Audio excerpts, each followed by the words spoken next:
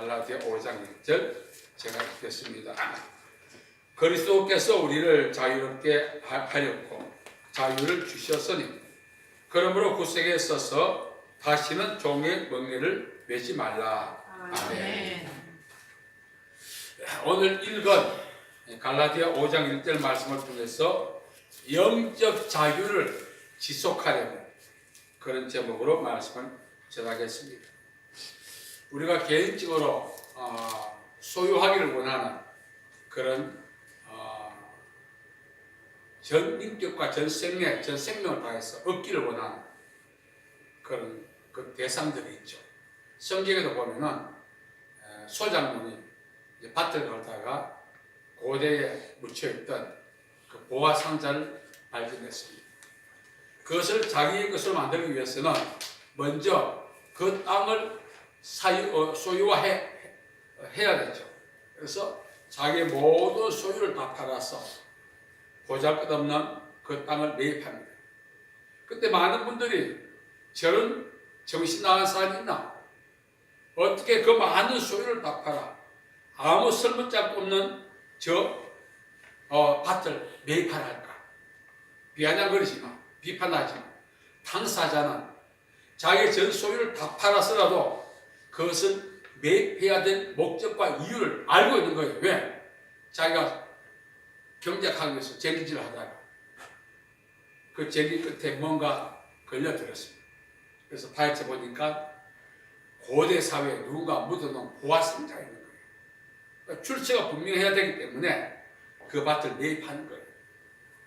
우리가 살아가면서 정말 소중한 것들을 소유하기 위해서는 내 전 생애를 다해서 그것을 투자해야 될 가치 있는 것들이 있습니다. 전쟁에서도 우리가 말하는 전리품이 있습니다. 전리품은 승자만이 얻을 수 있는 것입니다. 패자는 전리품을 취할 수가 없죠. 살아가면서 가장 소중한 것을 우리가 획득하는 과정에는 뭔가 대가를 지불해야 된다는 것입니다. 북한 주민들 탈북 탈북이 자꾸 증가되고 있습니다. 남북이 화해 무대를 조성해 가고 있다고 하지만 사실 여기서 우리가 그 북한의 내막을 잘 몰라요. 근데 북한에 있는 분들은 그 북한 땅이 얼마나 살아가기에 적합하지 않은지 불편한지 알고 있는 거죠. 그래서 불편하고 살기에 적합하지 않은 땅을 떠나는 거예요. 그 과정 속에 잡히기도 하고 잡히면 보위부에 끌려가서 초죽음 당하기도 하고 때로는 정말 강제 노역을 받기도 합니다. 그런 대가를 감수하고도 탈북하는 것은 왜 할까요? 뭔가 얻기를 원하는 것이 있다는 것입니다. 그럼 그들이 얻기를 원하는 것이 무엇입니까? 밥이에요? 돈이에요? 아닙니다. 자유입니다. 자유. 이제 김구가 이렇게 말했어요. 하나님 만일 내 소원이 무엇이냐 모르신다면 나는 대한민국의 완전한 자주 독립을 원합니다. 또 묻는다면 역시 그렇게 말할 것입니다. 또 묻는다면 역시 그렇게 말할 것입니다. 독립이라고 하는 것은 또 자유라는 의미도 있습니다. 우리가 얻기를 원하는 것이 각자 달라요. 나는 집을 하나 얻기 원하고 좋은 직장 원하고 돈을 원하고 건강을 원하고 다 각자가 원하는 것이 있는데 그 원하는 것을 얻는 기본이 바로 자유입니다. 자유 없는 가운데 건강이 있으면 뭐합니까? 자유 없는 가운데 집이 있으면 뭐합니까? 자유 없는 가운데 직장에 취업해보들 뭐하겠어요? 가장 핵심이 자유입니다. 우리는 자유를 얻기 위해서 피땀을 흘려보지 않았어. 그 얻는 과정과 가치를 이해하지 못하지만 자유를 얻기 위해서 고군분투했던 사람들의 얘기를 들어보면 자유야말로 우리가 일생을 다해서 획득해야 될 정말 가치 있는 것이라는 것을 알게 되는 것입니다. 저도 전후 세대에 그래서 얼마나 가치 있는 자유라는 사실을 피부로 못 느끼고 있는 것입니다. 일제 독립시대 때, 강점 때 독립을 위해서 얼마나 수고했습니까? 왜 그들이 독립을 위해서 헌신했을까요? 아까운 청춘과 자신의 물질과 모든 것을 던졌어요. 자유라고 하는 그 가치를 알기 때문에 그렇습니다. 2차 대전 후에 그 유럽 지역에 레지스탕스, 저항운동, 독립운동한 그런 그룹들이 있었어요. 왜 그때 그렇게 했을까요? 자유를 얻기 위해서. 하나님 나에게 무엇하여 주기를 원하신다면 너는 무엇을 구할 것인가? 우리는 자유라는 가치를 모르기 때문에 이것이 기반인데 불구하고 이 기반을 무시하고 직장, 직업, 돈, 집 이걸 원하겠죠. 방금 말씀드린 것처럼 자유란 토대 위에 그것이 있는 거죠. 이 자유가 없다면 그러한 것들이 아무리 내게 주어진들 아무런 의미가 없다는 것입니다. 중요한 것은 정치적 자유가 있어요. 경제적 자유, 문화적 자유, 교육적 자유 다 자유가 있어요. 균등하게 교육받아야 한다. 교육의 자유죠. 오늘 우리 살아가면서 자유라고 하는 것이 정치적 영역만 아니라 여러 분야의 자유가 있어야 한다는 것을 우리가 알게 됩니다. 그런데 가장 중요한 자유는 무엇인가? 그 중에 영적 자유입니다. 마가복음 5장에 보면은 거라사 지역에 군대 귀신이 있었어요. 이 군대 귀신이 그 거라사 지역의 모든 사람을 자기가 임의로 조작했지만 특별히 무덤에서 쇠고랑에 묶어가지고 묶어놔도 결박을 푸는 거예요. 이 인간의 힘으로 푸는 건 아니죠. 영적인 힘이 그걸 풀게 만드는 거예요. 그리고 무덤가에서 살았어요. 무덤가에서 살았다는 것은 비정상적 삶을 사는 걸 이야기합니다. 늘 소리치고 사람들에게 위협을 주었죠. 그러한 사람이 예수님을 만나서 자유함을 얻었습니다. 여러분, 살아가면서 보이지 않는 세력들이 우리를 관장할 때 있습니다. 마음이 없는 얘기할 때 있습니다. 생각이 없는, 계획이 없는 행동할 때 있습니다. 돌출 행동 같지만 사실은 돌출 행동이 아니라는 사실입니다. 뭔가 우리가 장난감 자동차라면 우리 의지에 관계없이 생각에 관계없이 이 장난감 자동차를 움직이는 리모컨이 있어요. 그건 우리를 조종하는 그런 영적 세력들이 있다는 것입니다. 그것들에 의해서 우리가 거라사에 있는 무덤가에 살았던 그러한 사람 같은 비정상적인 비인간적인 삶을 살아갈 때가 있는 것입니다. 나도 모르게 내 의지와 관계없이 내 결정과 생각과 관계없이 어떤 돌출적인 임의적인 행동들이 나타날 때 있어요. 자, 이러한 삶이 인간다운 삶을 방해하는 것입니다. 오늘 말씀에 보면 예수께서 우리를 자유롭게 하셨다. 우리는 과거에 마귀의 자녀였어요. 영적으로 속박되어 있었죠. 이걸 멍게라고 이야기합니다. 멍게는 쥐고서 올 그런 뜻입니다. 소를 경작하기 위해서 이렇게 멍게를 씌우지 않습니까? 그러면 주인이 벗겨주고 있기까지는 소는 임의로 벗을 수 없어요. 또 멍게를 이렇게 쓰고 있는 동안은 주인이 원하는 경작에 우리가 동참할 수밖에 없어요. 의지와 관계없이. 쉽게 말하면 우리가 마귀의 자녀가 되고 나면 호흡 하나도 우리가 임의로 할 수 없어요. 그만큼 고달프고 힘든 인생을 살아가야 하는 것입니다. 그런데 예수님께서 십자가 위에서 피 흘려 주심으로써 그 모든 고통으로부터 우리를 자유롭게 하신 거죠. 그렇다면 이 자유가 이벤트가 되지 않고 일생 동안 지속되게 하려면 어떻게 할 것인가? 자유는 잃어버릴 수도 있습니다. 우리가 소중한 것을 관리한다고 관리하다가 잃어버릴 때 있어요. 관리 부주의로 인해서. 자유 역시 마찬가지입니다. 자유가 지나치면 방종이 돼요. 방종이 되면은 이 이상한 사상이 우리 틈에 들어와서 좌경화가 되고 공산화가 되고 결국은 우리도 고통의 세월을 보낼 수밖에 없는 문화나 정치가 형성될 수 있습니다. 자유는 언제 지켜야 하는가?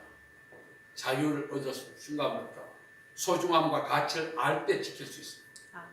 그렇지 않으면 자유를 지키고자 하는 의지가 없어요. 영적인 자유도 마찬가지입니다. 마귀에 의해서 고통당해본 사람은 그 마귀가 준 고통이 얼마나 정말 인생을 힘들게 한다는 인식하기 때문에 영적 자유를 지키고자 하는 것입니다. 그래서 현재 우리가 대한민국이 민주주의 아닙니까? 자유 대한민국. 이 가치를 우리가 늘 인정하고 이걸 허락하신 하나님께 감사하고 이 자유를 위해서 헌신했던 우리 앞선 선배들의 그 노고를 늘 기억해야 됩니다. 오솔길 있지 않습니까? 오솔길. 요즘 오솔길 안 다닙니다. 왜냐하면 둘레길에도 말이죠. 강도가 나타나 사람을 해야 하는데 오솔길을 못 다닙니다. 과거에는 청춘 남녀들이 오솔길을 다닙니다. 다니면 감성에 젖고 사랑이 무르익고 사랑이 결실이 되고 오솔길 그렇게 사람의 감성을 자극시킵니다. 그런데 그 오솔길이요. 하루아침에 형성되지 않았습니다. 누군가 앞서 걸어갔다는 거죠. 앞서 걸어갈 때는 뭐 덤풀도 있고 풀도 있고 돌도 있고 험난했겠죠. 가다가 넘어지기도 하고. 근데 그 험한 길을 한 명, 두 명 앞서 지나갔더니 오솔길이 된 거예요. 쉽게 말해 앞서 걸어갔던 사람들이 희생의 결과 오솔길이 있게 된 것입니다. 이 대한민국을 자유를 오솔길에 비유한다면 먼저 앞서갔던 넘어졌던 그런 수고를 다했던 분들의 피와 땀이 있는 거예요. 그 가치를 모른다면 낭만에만 젖죠. 앞서 걸어갔던 분들의 수고에 대한 가치를 모릅니다. 저는 우리 기성세대를 상당히 좋아합니다. 초건 목표를 연명하면서도 오늘 우리에게 이런 경제적 복지를 주기 위해서 얼마나 수고했습니까? 지금 현재 우리가 누리는 경제는 그저 먹는 게 아니에요. 앞선 기성세대들이 피와 땀의 결과입니다. 우리의 영적 자유도 마찬가지입니다. 마귀의 자녀에서 하나님의 자녀가 된 것, 이 신분을 가라, 이거는요 자연 발생적인 것이 아니라 이 환경을 위해서 기성세대와 피와 땀을 흘렸듯이 영적인 환경을 위해서 예수께서 십자가에서 피 흘려 주셨던 것입니다. 그 가치를 우리가 이해해야 되는 것입니다. 그렇다면 현재의 경제를 우리가 만끽하는 방법은 우리가 경제를 잘 유지해야 됩니다. 영적으로도 마찬가지입니다. 영적 자유는 시효 기한이 어디까지냐? 부자가 망해도 3대 먹는다 하는데 그 부자는요 기업에 비유한다면 기업의 수명은 40년. 40년 지나면 기업들이 해체됩니다. 물론 40년 넘어가는 기업도 있지 않습니까? 대부분 그렇다는 거예요. 40년 유지를 못한다는 거예요. 그래서 창업자 시대에 막을 내리는 회사가 많다는 것입니다. 그것이 할아버지, 아버지, 손자 이렇게 내려가는 기업들이 드문 것입니다. 창업 정신을 망각하게 됩니다. 마찬가지예요. 저는 이 대한민국의 자유가 그냥 우방국들의 도움으로 된 그것도 있겠지만 이 자유를 절실히 깨닫고 이 자유를 위해서 싸웠던 우리 기성세대들의 헌신의 결과 이 자유가 주어졌다 저는 믿습니다. 그렇다면 우리가 그 자유를 지키려면 자유를 얻기 위해서 피땀 흘렸던 그 선배들의 10분의 1이라도 흘려야 되는데 거짓 먹으려고 그래요. 감사도 몰라요. 오늘의 자유는 자연 발생적으로 주어진 걸 알기 때문에 가치도 몰라요. 방종하고 사는 거예요 지금. 이게 위기입니다.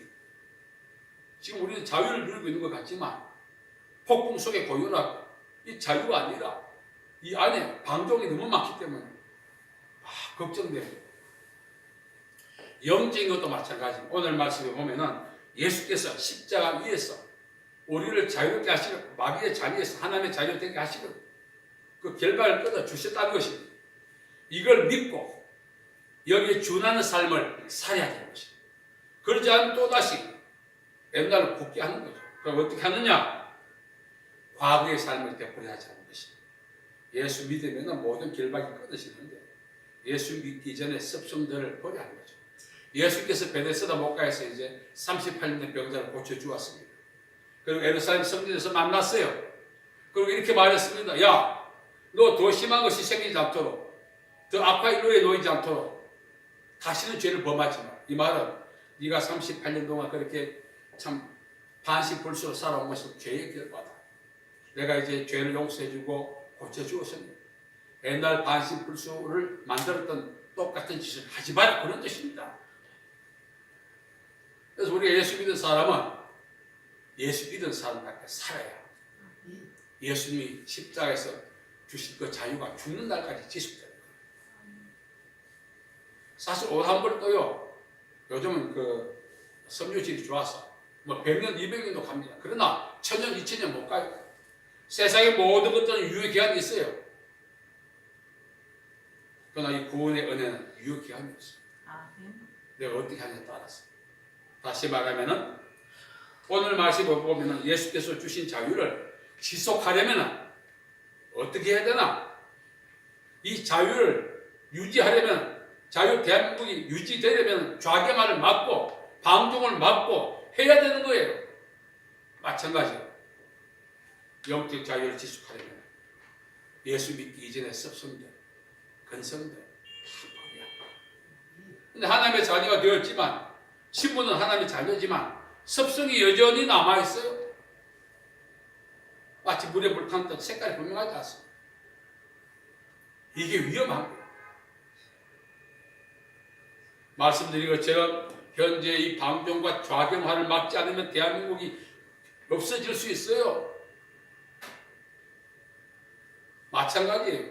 영적 자유, 예수 믿기 전에 습성을 아직도 버리지 못하고 늘 갖고 살고 가끔 꺼내서 써먹고 이렇게 살다가 언젠가 세상으로 다시 돌아갈 가능성이 많아요.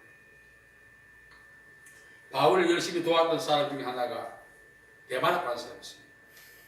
데마르는 데살로니가의 그 영적인 제사장이었어요. 바울을 만나가지고 회심하고 데살로니가를 복음화시키는 데 앞장섰던 사람입니다. 나중에 바울이 잡히고 힘들고 하니까 이러다 불통이 나게 되겠다 해서 엔다로 돌아갔어요. 바울이 그래서 애쓰게 하죠. 대만은 세상을 사랑하여 데살로니가로 갔다. 하나님의 자녀의 신분, 영적 자유를 지속하는 방법은 과거의 삶을 되풀이 하지 않습니다. 예수 믿는 사람답게 사는 것, 그것이 바로 하나님의 말씀을 쫓아 사는 것을 이야기합니다. 만일 말씀대로 살지 않고 아직도 내 생각, 기분, 감정, 이익대로 산다면 어느 순간에 내가 하나님의 자녀가 아니라 다시 마귀의 새끼로 돌아가 있을 상황을 발견할 때 본다. 늦은 거죠. 갈라디아 교회는 교리적으로 아주 무장되었던 교회, 성령 충만한 교회, 바울이 잘했던 교회였습니다. 그런데 이 교회가 어떻게 됐습니까? 성령으로 시작했다 육체로 마친다고 그랬어요. 영적인 자유를 지속하지 못한 거죠. 그래서 바울이 애석해하고 안타까워했던 신명을 갈라디아를 통해서 우리에게 보여주고 있는 것입니다. 여러분,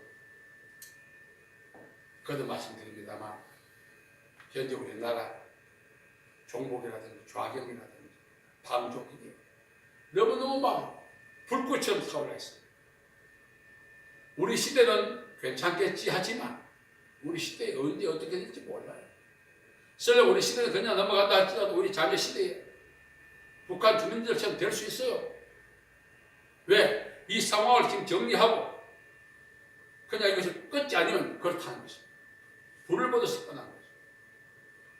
그래서 우리 안에 있는 그런 영적 자유를 누리지 못하고 지속하지 못하게 만드는, 내가 아직까지 예수 믿었지만 예수 믿기 전에 습성과 근성이 남아있다, 이렇게 믿어서 저도 늘 고민해요.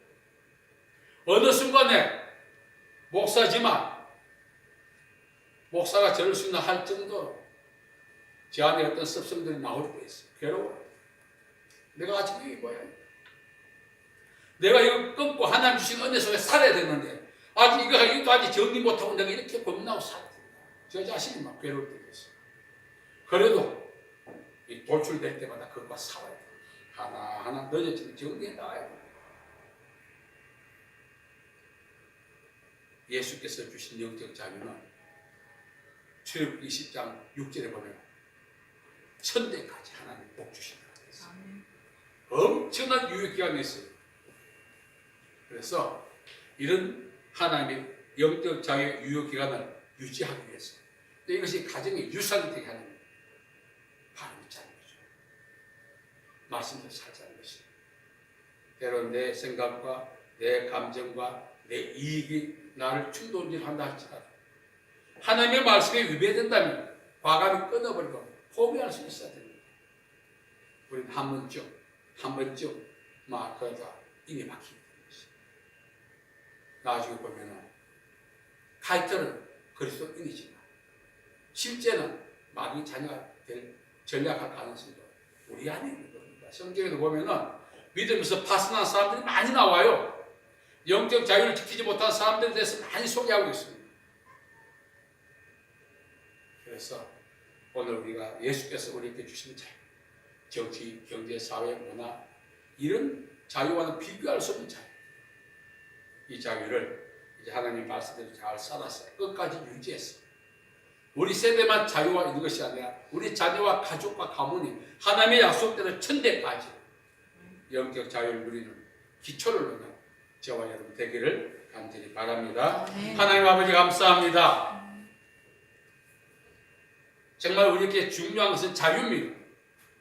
이 자유의 기반 위에 모든 것이 세워져야 합니다. 무엇보다 영적 자유가 얼마나 중요한가를 우리가 배웁니다. 아버지 하나님, 예수께서 십자가 위에서 흘리신 보배로운 피로 우리에게 허락하신 이 자유가 우리 일생 지속될 수 있도록 우리의 가정과 가문의 유산이 될 수 있도록 우리가 말씀 따라 살기를 원하오니 도와주시옵소서. 예수님의 이름으로 기도하옵나이다. 아멘.